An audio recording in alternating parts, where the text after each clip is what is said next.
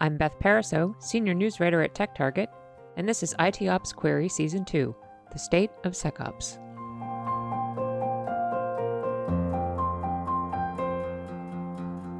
Chris Steffen is Vice President of Research for Information Security at analyst firm Enterprise Management Associates.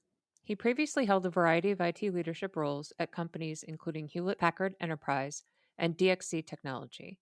He is a regular speaker at industry conferences, the host of the Cybersecurity Awesomeness podcast, and a frequent guest on other IT security podcasts as well. Welcome, Chris. Thanks for joining us.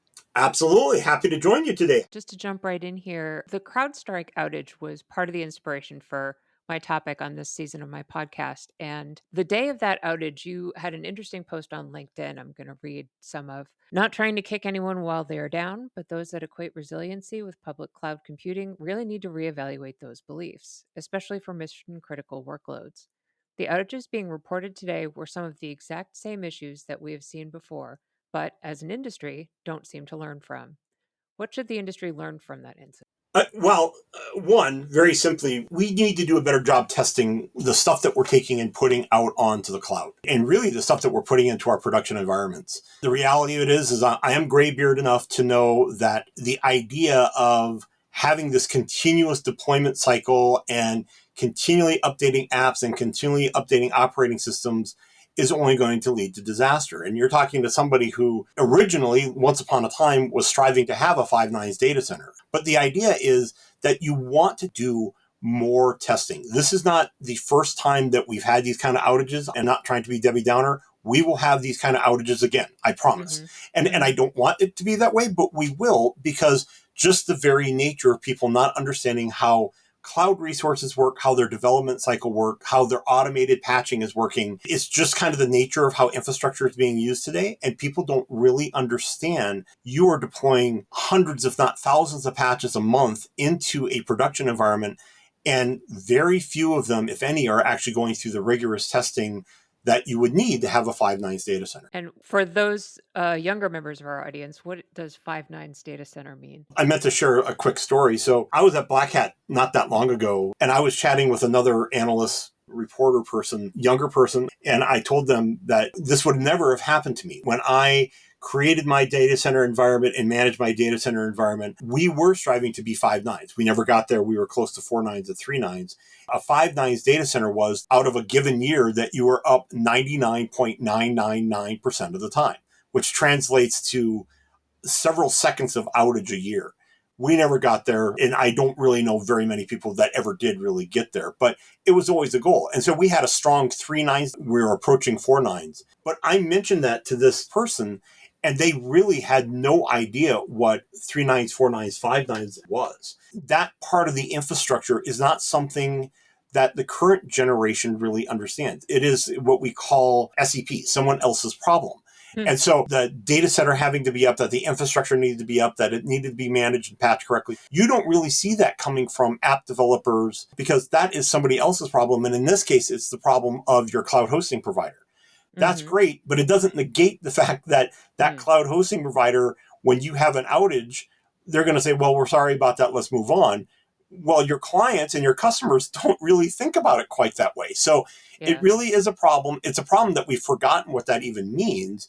And it's a problem that we've forgotten what it means to have to deal with trying to establish and maintain something approaching a 5 nines architecture. Yeah, I think the cloud era has been marked more by an emphasis and an expectation on speed, including in the case of Crowdstrike, because they were deploying live updates almost real time. Absolutely. There's also the expectation developers are going to deliver business features faster within those companies as well. And so do you think it's just that things we had learned about resiliency have been less of a priority? Do you think that'll change? I don't think it's going to change. And I think it has a lot to do with speed. I think it has a lot to do with flexibility.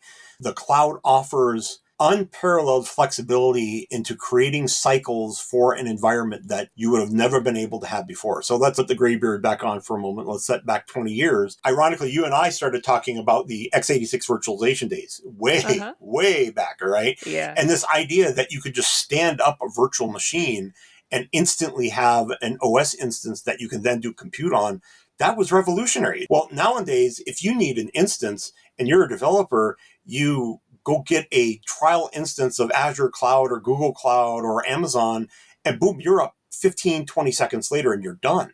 The idea with x86 virtualization is not only did it give you the flexibility, but it gave you speed and the ability to deploy almost an instantaneous environment that you never had before. So between flexibility and speed, those have to factor into the business decisions. And I'm not saying that that's a wrong calculus by any means, but it needs to be evaluated accordingly, because if you are still an environment that has an extremely low risk tolerance, then maybe, and this is the impetus of the LinkedIn post, maybe having your infrastructure solely in the cloud or without some kind of hardened cloud, maybe that's something that you need to reevaluate. If you have evaluated that as a business and decided we're going to sacrifice the resiliency in lieu of having the additional flexibility, the additional cycles, and the speed to get that environment up, then that's great. You've evaluated that, you've made a business decision, and then you moved on. My biggest concern, Beth, is that there's a lot of people that have not done that evaluation. And then so all of a sudden you get one of these outages and they said, well, what happened? Why could this possibly have ever happened to us? And the reality of it is, it was always expected that it was going to happen to you. You just didn't realize it. And if you talk to your cloud providers very candidly, they'll tell you the same thing. Mm-hmm. So, if you're an organization that was caught off guard by this, is there a way to enhance the resiliency of those cloud architectures going forward? Maybe not bring it back to where it used to be, but at least improve the situation somewhat? Yeah, I really do think there is. One of the things that you're going to want to do, and I would recommend everybody do this after the CrowdStrike outage, is evaluate what automatic updates are going into your production environment. You'd be shocked. I mean, you'd be shocked at how many little definition updates there are, how many sensor updates there are, how many little tweaks there are. Never mind the applications that you're automatically deploying as part of your Scrum cycle. That's not even what I'm talking about, because in theory, those are already going through a QA process and a testing process. I hope, right? Mm. Some kind of regression, but understand the testing and stuff that is outside of your regular normal control and try to bring that back into your normal control. And I wanted to say this too. CrowdStrike is not a bad company. They're not in any means whatsoever. In fact, I would recommend them very, very highly and continue to do so even after this outage. Mm-hmm. They just happened to be the ones that were the butt of the badness this time around, Mm. but it could just as easily have been any number of other companies. So Sure. don't think that CrowdStrike is bad. It is that your process in evaluating how those updates are getting put out into your production environment probably needs to be reevaluated. Is it going to happen to CrowdStrike again? I kind of doubt it, especially not anytime soon. I think they've redoubled their efforts on testing, but they're just one of probably several dozen, and I don't use that as an exaggerated number, different companies that are automatically deploying some kind of update into your environment without you having full visibility into those updates. Yeah, and on that front, there are other guests that I've talked to this season so far that say this puts a spotlight on a disconnect between security operations and the rest of IT operations. Do you see that as part of this also? It is. There's no question about it. Sometimes the lack of communication, the adversarial nature of that, which is horrible, by the way. There's something that I could get rid of every environment. It's that's not my problem. That's your problem. I'm not going to talk to you about that, and leave my telemetry alone and go fix some wires or whatever it is that you're going to do with yourself, because I don't want that as a security guy, right? Or Yeah. the dev guy basically saying, you're stopping my code from being deployed. How dare you ask me to test it for these security flaws? Again, this is an age-old problem. This is not Sure. something that's just new. Unfortunately, because of what we were just talking about, because of the rapid deployment and speed and the flexibility afforded by cloud, it's becoming magnified. And so we've stopped going through change boards, really fundamentally understanding everything that's going on in the environment and all how the different pieces work together. And we've unfortunately kind of sequestered ourselves into our little realms, making certain that the badness doesn't really particularly affect us, but then Mm. we're going to allow something else to happen somewhere else. It also comes with the idea that people are specialists. Hmm. Again, graybeard talking here, but you're talking to somebody that has over a dozen certifications, whether it Mm. be an MCSE from the NT351 days. I mean, Mm. talking graybeard here, right? Yeah. Or Yeah. Novell 31X days, Oh or boy. the old CCNA, CCNP that I have, or the CISSP that I've maintained for almost 20 years now. I understand all those different domains very, very well. And as the architect of my data center, it was incumbent upon me to have a fundamental understanding of everything that was going on. Today, I'm not certain that those people really exist all that much. You have a cloud provider, they provide a certain amount of the infrastructure, you hand them off your piece, you do what you're going to do, and you live happily ever after. And nary the two really ever communicate. Well, it was always my job to make certain that that communication was happening, because at the end of the day, I was the one that was interested in the end result. And so I think that we aren't talking as much to each other as we need to, and probably nearly as much as we should. It's interesting because from my point of view, I've been hearing years worth of messaging about DevSecOps and about knocking down those silos and at least better communication between developers and security. But has that messaging just not sunk in, or is it a problem between two other different groups? Let's talk about an even more basic one. Let's talk about the shared responsibility model. For Hmm. those of you who don't know what the shared responsibility model is, it is the responsibility of the end client, the customer, and the responsibility of the cloud services provider in regards to setup, infrastructure, security responsibilities, whatever have you. And our friends at AWS and Microsoft and Google and Oracle and IBM and all the cloud hosting providers have screamed from the mountaintops for a decade now Hmm. that this shared responsibility model thing, year after year after year, is critically important, because they are not responsible for securing your S3 bucket. You need to put a username or password. But I have done research for the last 2-3 years on this specific question. And every year, about 7% of all the respondents, and we're talking thousands of people over the years, have come back. 7% have said that the security of my infrastructure is the responsibility of the cloud service provider. Wow. Scary, absolutely Very. true. They believe it. And so if we haven't somehow articulated that message yet, I don't know what Mm, else to do. So the example that you gave on DevSecOps, it's the same thing.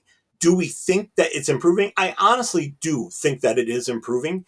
Is it mm, all the way there? It is not all the way there. And it's a matter of how mature that organization is, how much they like it, and quite bluntly, how much they're going to be annoyed by mm. security getting involved with the dev process. They need to. It's just a matter of whether they're going to. And so the more mature the organization is, the more they pay attention to these kind of things, the less problems and friction that you have. But not everybody is a maturity on a scale from 1 to 5 at a 5. In fact, nobody really is. Everybody's more likely at a 4. But generally speaking, people are at a high 2 or a very low 3 on that scale. And they just Mm. don't understand that maturity and what comes with being a strong, matured organization from a cybersecurity and a development perspective. And then meanwhile, the breaches continue. They get bigger, they get more costly year after year. I've been having this conversation for 6 or so years already, and I'm not a security reporter, I've been having it but longer, let me promise it, you. but it always comes back to my question, which is what's it going to take? Is there a point at which people get the memo, or a way that things could be improved that people might realistically do? What is it going to take for enterprise SecOps teams to become proactive rather than reactive, or at the very least, reduce the number of data breaches?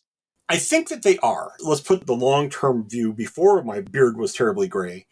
If you look at security then compared to security now, you're talking about a substantial improvement just in general. You can equate that to a couple different things. One, I think that we are getting more awareness. Despite the fact that I want to beat my head against the wall on the best days, I think that people are finally understanding that security is not a nice to have, it is an absolute must have. Those little things like the SEC requiring that the CISO have a seat at the business table, those kind of things, I think you're starting to percolate and see real movement on the security space. Mm, I will also say that another huge driver is, and I have so much disdain for it, I can't even hardly stand it, but as an auditor and a former auditor, the mm, idea that we are getting more and more regulated, that are requiring more and more controls to be put in place, and then pass down compliance, a term that I coined a long time ago. This idea that you can have a relationship with a vendor, but they pass down their compliance requirements to you as their subcontractor mm. because they don't have a choice. You're starting to see those requirements even at the smallest companies, because you want to do business with Bob Biggs Bank and Trust, But Bob's Big Bank and Trust has all of these requirements that they are passing down to you that you are going to be required to adhere to in order to do business with them.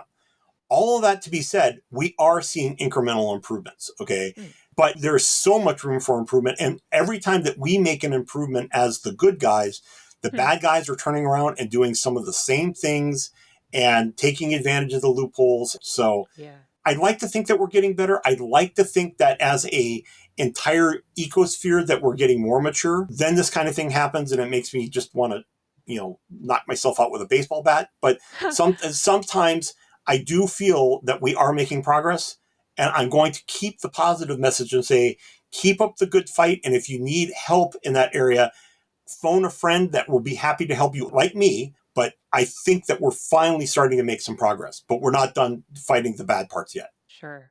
So, speaking of your expertise, you're going to be giving a keynote presentation at a conference next month about the future of SIEM and log management. Can you give us a sneak preview about that? Yeah, happy to. I haven't quite written it yet, but it really is an overview of what's going on in the SIM market. Obviously, big consolidation going on there. Splunk was just purchased by Cisco, Logarithm, and all the stuff going on there. A lot of the smaller vendors are getting gobbled up by the bigger vendors. I think that some of the contraction is actually a good thing. It will be interesting to see how the features actually work out and how the future of the market is really going to react.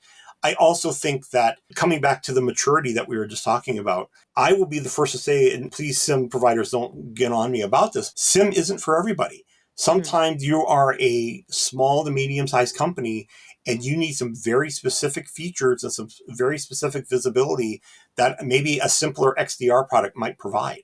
Mm. That's great. I am trying to improve people's security. You may not have the cybersecurity team that you need in order to properly utilize and manage an instance of Splunk. And it's not because Splunk is bad, but if you are a company of 30 people, maybe Splunk is not for you. Maybe there is an XDR solution that is the better solution for what you're trying to accomplish. Mm. If your 30-person company becomes a 300-person company and then a 3,000-person company, then let's talk about Splunk. But Mm. as your maturity increases, then your ability to use some of these tools will increase. Ah. Long story short, that's what the conversation is basically about. It isn't that Mm. there's one size fits all, and it isn't really that one SIM fits all sizes either. And so, speaking of the future of SecOps, where do you see AI playing a role there? That's only like a 17-hour conversation. So, Yeah. um, uh, long and the short of it, if you can find a use case in AI that, and I hate this term with a passion, but Mm. it's true, you can use AI as a force multiplier. Let me give you a Mm. simple example. If you can have an AI bot properly trained, which I always have to say that caveat because people forget about that part, but a properly trained AI bot that can do policy creation. Let's say that you have a billion records that you're looking at, and you as an analyst cannot look at a billion records. I don't care how good you are, you just can't Mm. do it. But your Mm. AI bot can do it, and it can do it in a short amount of time. And in that short amount of time, let's say it identifies 10 things that are weird, weird being a technical term. Mm. And so out of the 10, it recommends 3 or 4 policies that you can implement to address those 10 weird things. And of the 3 or 4 policies, you decide to implement 1 or 2.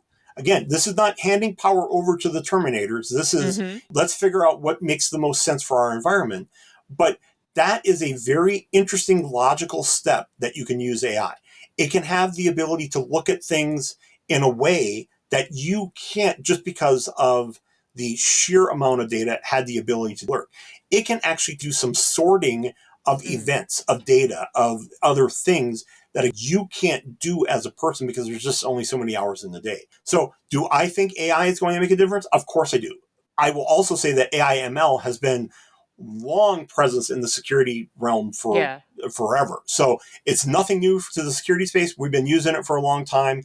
I look forward to some of the new capabilities that we're beginning to see.